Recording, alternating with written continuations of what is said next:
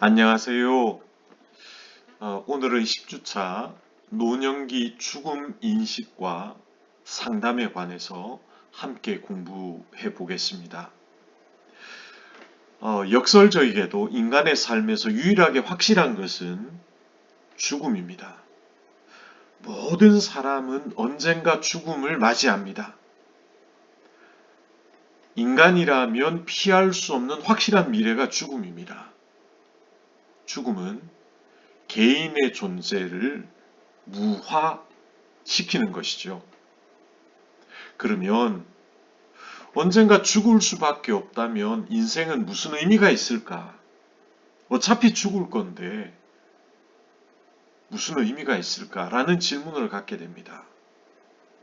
자, 이러한 죽음은 인간에게 격렬한 실존적인 불안을 야기합니다. 그래서 죽음의 두려움과 공포에 대처하기 위해서 개인은 죽음을 자각하지 않기 위해 방어적인 노력을 기울입니다. 크루그나 한나라는 학자는 이렇게 얘기하죠. 죽음에 대한 공포는, 죽음에 대한 두려움은 죽음을 회피하는 사람에게는 무력감을 초래한다. 그러나 죽음의 불가피성을 수용하는 사람은 죽음의 회피로부터 유래하는 진부한 삶으로부터 해방될 수 있다는 점에서 죽음은 역설적 특성을 지니고 있다 라고 말합니다. 많은 현대인들은 죽음의 자각을 회피한 채로 하이데거의 표현을 빌리자면 존재를 망각한 상태로 살아갑니다. 존재를 망각한 상태. 사람이 존재를 망각한 상태에서 살아간다는 것은 눈에 보이는 물질의 세계에 사는 것이고 매일 생활의 쾌락 속에 자신을 몰두시키게 됩니다. 그러다 보니 차원이 낮아지고 쓸모없는 잡담에 빨려 들어가서 진정한 자신을 상실하며 살아갑니다. 또한 일상 세계의 일과 물질적인 것에 사로잡혀 포로가 되어 살아갑니다. 하이데거는 이것을 가리켜 존재를 망각한 상태다. 그렇게 얘기를 하죠. 과도하게 돈과 일과 쾌락에 집착하는 것은 죽음에 대한 방어일 수 있습니다. 그러나 죽음 불안은 의식의 표면 밑에서 끊임없이 인간의 삶에 막강한 영향을 미치게 되죠. 자, 존재로 가득한 상태가 있죠. 존재를 망각한 상태가 있다면 존재로 충만한 상태가 있습니다. 그것은 어떤 상태냐면 물질의 길에 감탄하는 것이 아니라 그것이 존재하는 것에 대해서 감탄합니다. 내가 없지 않고 있는 것, 존재하는 것, 그 자체에 감탄을 하죠. 계속해서 존재에 대하여 깨우치는 것이며 이것을 가리켜 존재론적 양식이라 그렇게 말을 합니다. 대부분 정신병리는 죽음에 대해 적절하게 대처하지 못한 결과라고 할 수 있습니다. 부적응적인 성격과 증상은 죽음에 대한 개인적 공포에 그 뿌리를 두고 있습니다. 실존주의 철학자들은 죽음이라는 것, 인간이 피할 수 없는 죽음을 부정적인 것으로 보지 않고 삶의 의미를 부여하는 인간의 기본적인 조건으로 여깁니다. 선생님들 한번 생각해 보시기 바랍니다. 만일 죽음을 부정적인 것으로 본다면, 부정적인 것으로 여긴다면 죽음을 피할 수 없는 인간의 삶 자체가 부정이 되는 거죠. 그래서 실존주의 철학자들은 죽음을 부정적인 것으로 보지 않습니다. 유한한 삶이라는 것, 언젠가는 죽음을 맞을 수밖에 없는 존재라는 것, 그래서 남은 시간이 그만큼 소중하고 중요하다는 것, 그 속에 삶의 의미를 찾아가는 것이 인간의 기본적인 조건이다. 따라서 죽음을 회피하고 부정하는 것이 아니라 죽음을 받아들이고 수용하는 것이 존재로 충실한 삶이다. 그렇게 얘기를 합니다. 역설적으로 죽음은 삶에 긍정적인 기여를 하지요. 왜 그렇습니까? 유한한 삶이기 때문에 소중하지요. 언젠가는 죽음을 통해서 헤어질 수밖에 없기 때문에 지금 내 옆에 있는 사람이 그만큼 소중한 것이죠. 세네카의 말처럼 기꺼이 생을 끝낼 준비가 되어 있는 자만이 생의 진정한 맛을 즐길 수 있다라는 것입니다. 죽음은 진정한 삶을 가능하게 해주는 조건입니다. 실존적 조건이죠. 따라서 죽음을 인식함으로써 우리는 삶에서 더 큰 기쁨과 더 큰 삶의 의미를 발견할 수 있겠습니다. 죽음을 직면하는 것은 자질구레한 근심으로부터 보다 본질적인 삶의 유형으로 전환하도록 하는 것이다 라는 것이죠. 내가 죽는데 그냥 사사로운 것에, 사적인 것에 그렇게 얽매여서 살 수가 없지요. 왜? 남아있는 시간 동안에 내게 주어진 삶의 과제들을 그만큼 충실하게 살아낼 수밖에 없는 것이 바로 우리 인간의 실존이라는 것이죠. 자, 죽음에 대한 일반적인 이해를 한번 살펴보겠습니다. 첫 번째, 의학적이고 생물학적인 죽음은 무엇일까? 생물학적 관점에서의 죽음은 연속적인 화학 변화의 중단, 다시 말하면 생명체가 활동을 멈춘 상태, 물질과 에너지에 대한 통제력이 상실된 상태를 의미하고, 실제 임상에서는 호흡과 심장 박동이 정지되고 빛에 대한 눈동자의 반사 현상이 소실된 상태가 바로 생물학적 관점에서의 죽음입니다.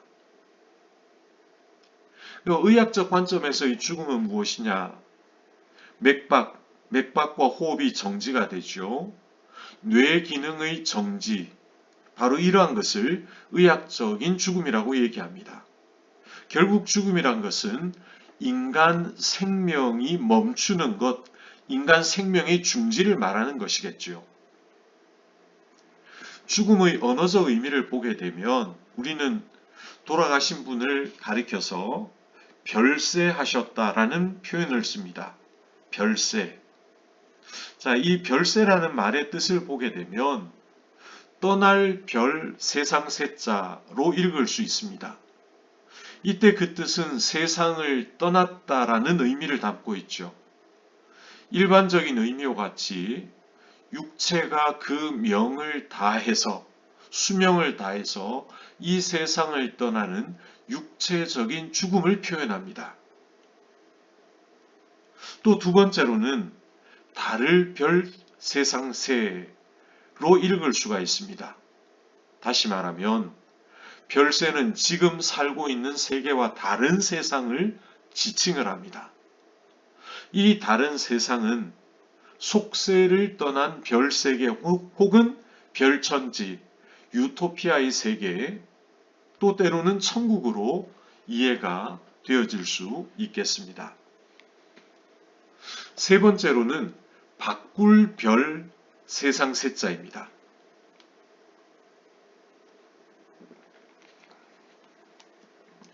여기서 별세는 세상을 바꾼다, 세상을 다르게 만들다 라는 능동적 행위를 묘사하고 있습니다. 다시 말하면 이전과는 다른 새로운 삶, 세상 사람들이 사는 삶과 구별되는 특별한 삶의 상태와 세계를 의미할 뿐만 아니라 그러한 세계를 만들어 나간다는 적극적인 동사의 의미를 지니고 있습니다. 새로운 세계를 창조하고 역사의 주체가 된다는 의미를 담고 있죠. 별세라는 말이 언어가 담고 있는 뜻이 대개는 세 가지로 볼 수 있을 것 같습니다. 자, 그러면 우리가 죽음에 대해서 성경에서는 어떻게 전하고 있는가?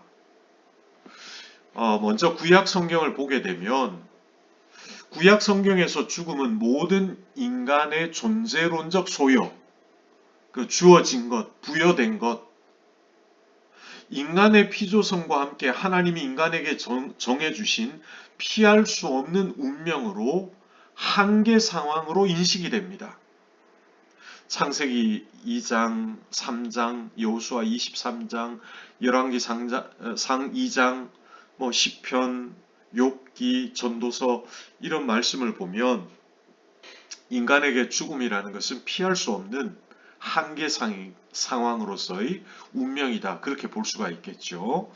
죽음의 기원은 창세기 2장 17절의 아담의 범죄로부터 유래를 하는데 3장 19절에 보면 너는 흙이니 흙으로 돌아갈 것이니라 라는 말씀이 나옵니다. 구약 성서에 의하면 인간은 원래 흙에 속한 자입니다. 흙으로 만들어졌죠. 그리고 그 코에 생기를 불어넣어 생명이 된지라 그렇게 전하고 있습니다. 인간은 흙으로 지어진 육체적인 존재이며 다시 흙으로 돌아가는 한계적 존재라는 것이죠. 그러면서도 인간은 하나님이 생명의 숨을 불어넣어 주셨기에 영적인 존재이기도 합니다. 하나님이 숨을 거두시면 죽을 수밖에 없는 존재들이죠. 시편 104편 29절 이하에 보면 이렇게 말씀을 합니다. 그러나 주님께서 얼굴을 숨기시면 그들은 떨면서 두려워하고 주님께서 호흡을 거두어 들이시면 그들은 죽어서 본래의 흙으로 돌아갑니다. 주님께서 주님의 영을 불어넣으시면 그들이 다시 창조됩니다. 주님께서는 땅의 모습을 다시 새롭게 하십니다. 라고 시인이 노래하죠. 구약 성서에 의하면 인간 생명의 근원은 하나님입니다. 따라서 죽음은 하나님과의 단절된 관계, 하나님과의 분리된 삶을 죽음이라고 합니다. 인간의 참 생명은 생명의 근원이신 하나님과 연결될 때 가능해집니다.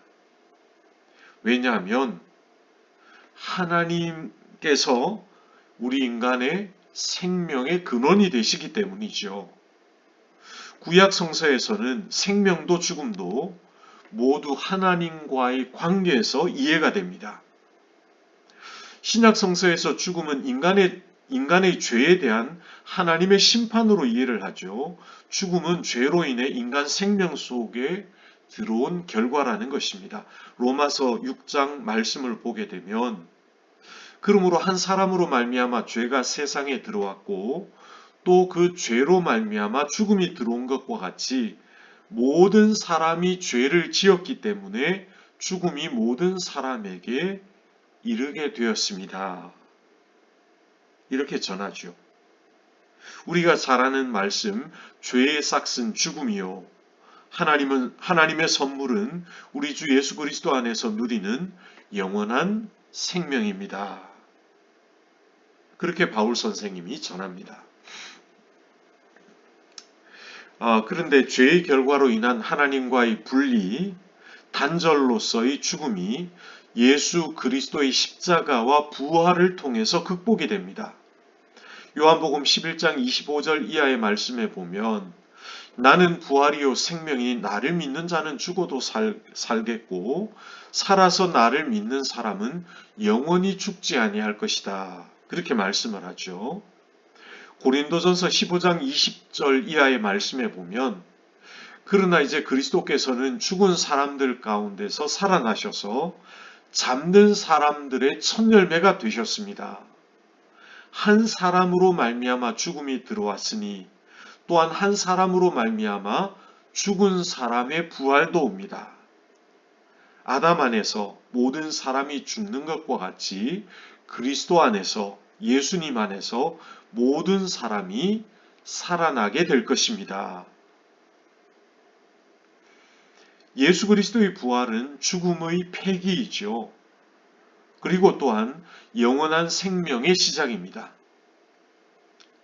인간의 죽음, 불안과 공포로부터 유일한 소망은 예수 그리스도 안에 부활의 약속을 믿고 신뢰하는 것이다.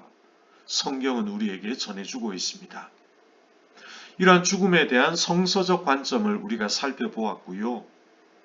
그러면 노년기 죽음 인식에 관해서 우리가 함께 살펴보도록 하겠습니다. 이제 우리가 대개 65세 이상이 되면 노년기라고 얘기를 합니다. 사실은 특별한 지병이 없는 경우에 65세 어르신들을 보게 되면 굉장히 건강한 분들은 젊은이와 같이 그렇게 활동적으로 지내는 것을 보게 됩니다. 하지만 그래도 일반적으로 우리가 노년기의 시작을 65세라고 한다면 노년기의 중요한 과업 중에 하나는 올바른 죽음을 준비하는 것이 아닐까. 이러한 죽음에 대한 태도, 죽음에 대한 자세, 죽음에 대한 마음가짐은 노인들의 신체적, 감정적, 환경적 상황에 따라서 다양하게 각양각색으로 나타나고 있습니다. 때로는 크게 회피적인 태도가 있고요. 그래서 불안하고 부정하고 굉장히 꺼리끼고 두려워하고 공포스러워합니다. 회피적인 태도죠. 또 때로는 수용적인 태도가 있습니다. 자, 수용적인 태도로서 죽음 수용이 있는데 이것을 보게 되면 비교적 쉽게 개인적인 죽음을 받아들이는 태도. 그래서 죽음 직면과 죽음 통합이라는 두 가지 요소로 구성이 됩니다. 자기 자신의 죽음에 대한 전망을 의식적으로 인식을 하고 그 결과들을 긍정적으로 소화해내는 것을 의미합니다. 수용적이죠. 죽음에 대해서. 자, 에릭 에릭슨의 심리사회적 이해에서 여덟 번째 단계의 지혜로운 사람은 일생의 노력과 성취를 되돌아보고 자신의 삶을 회고하면서 자신의 삶을 평가합니다. 그러면서 자아 통합에 도달한 사람이죠. 후회나 미래에 대한 두려움 없이 자신의 삶을 받아들이고 수용하고 죽음을 받아들입니다. 그죠? 이것을 가리켜서 죽음에 대한 수용적 태도라 그렇게 말할 수 있을 것입니다. 그러면 죽음에 대한 부정적인 태도, 회피적인 태도는 어떤 것인가? 여기에는 가장 큰 것이 무엇이냐면 사랑하는 모든 것과 헤어진다는 상실감에 더 큰 아픔을 느낍니다. 죽어가는 과정을 통해서 전체적인 심리적이고 사회적인 박탈감을 체험하면서 많은 두려움을 느끼고 희망을 잃게 된다라고 생각을 합니다. 죽음에 대한 부정적인 태도이죠. 그러면 죽음에 대한 긍정적인 태도는 죽음에 대해서 편안하게, 평화롭게, 또 당연하게 내가 언젠가는 죽을 날이 올 텐데 그 날이 바로 오늘이구나. 그렇게 당연하게, 담담하게 받아들이는 것이죠. 긍정적이며 수용적인 태도로 그렇게 받아들입니다. 피할 수 없다면 내가 그냥 받아들여야지 라고 생각하며 그렇게 받아들입니다. 자, 그 밑에 표를 보게 되면 죽음에 임박해 있는 사람들이 좋은 죽음을 맞이하기 위한 충족 조건이 있는데 그게 몇 가지가 있습니다. 한번 살펴보겠습니다. 첫 번째, 죽음이 다가오고 있다는 것과 무엇을 기대할 수 있는가에 대해서 알고 있어야 한다. 그러니까 자신의 죽음을 알고 있고 이 죽음이라는 것을 통해서 내가 뭘 기대할 수 있는가를 인식하는 것이죠. 그게 첫 번째입니다. 그 다음 두 번째는 일어나는 일들을 합리적으로 통제할 수 있어야 한다라는 것이죠. 그 다음 세 번째는 내가 죽음을 앞두고 있음에도 불구하고 마지막 순간까지 존엄성과 개인성을 보장받아야 한다는 것이죠. 네 번째는 고통을 완화하고 다른 여러 증상들에 대해서 적절한 통제를 할 수 있어야 한다. 예를 들어서 우리가 자연적으로 생명의 연한이 끝이 나서 죽음을 맞게 되는 경우는 그렇다 할지라도 어떤 질병이나 암이라든가 여러 가지 질병 때문에 죽음을 맞게 된다면 그런 병으로 인한 고통이 있죠. 그 고통을 완화하기 위해서 다양한 약물을 처방받는다든지 그러한 어떤 증상들에 대한 적절한 통제를 받는 것이 좋은 죽음을 막기 위한 충족 조건이라는 것이죠. 다섯 번째는 어디서 죽음을 맞이할 것인가에 대해서 선택할 수 있어야 한다. 요즘은 대부분 병원에서 임종을 맞는 경우가 많은데, 그 중에 어떤 분들은 내가 집에 가서 사랑하는 가족들과 함께 인생의 마지막을 맞고 싶다라고 말씀하시는 분이 계시죠. 그래서 어디서 죽음을 맞을 것인가? 그 분의 선택의 권한이 있어야 된다라는 것이죠.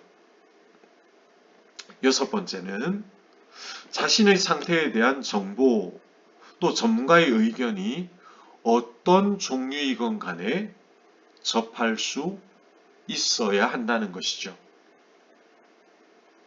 일곱 번째는 영적인 후원이나 정서적인 후원이 필요할 때 그것에 접근할 수 있어야 한다.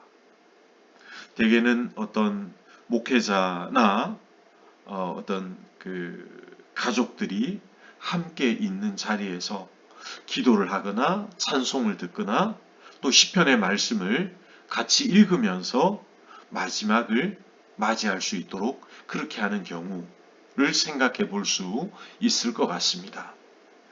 여덟 번째는 어디에 있든지 집에 있든지 병원에 있든지 어디에 있든 호스피스나 완화 의료적인 돌봄에 접근할 수 있어야 한다는 것이죠. 아홉 번째, 내 옆에 누가 있어야 하고 마지막을 누구와 함께 하고 싶은지에 대해 발언권이 있어야 합니다. 내가 죽는다는 것 자체도 굉장히 불안하고 두렵지만 죽음의 그 시간에 내 인생의 마지막 시간에 내 옆에 아무도 없다는 것 자체도 엄청난 두려움이겠죠.